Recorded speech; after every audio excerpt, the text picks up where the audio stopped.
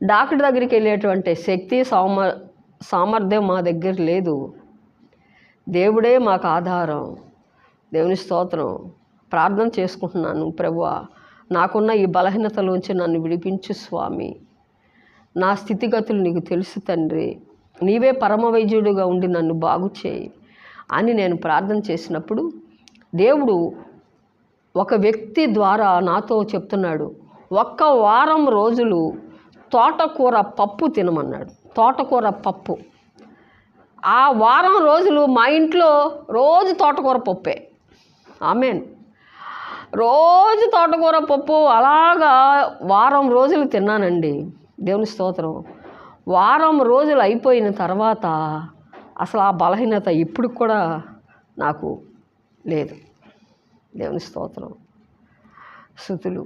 చూసారా, అలాగా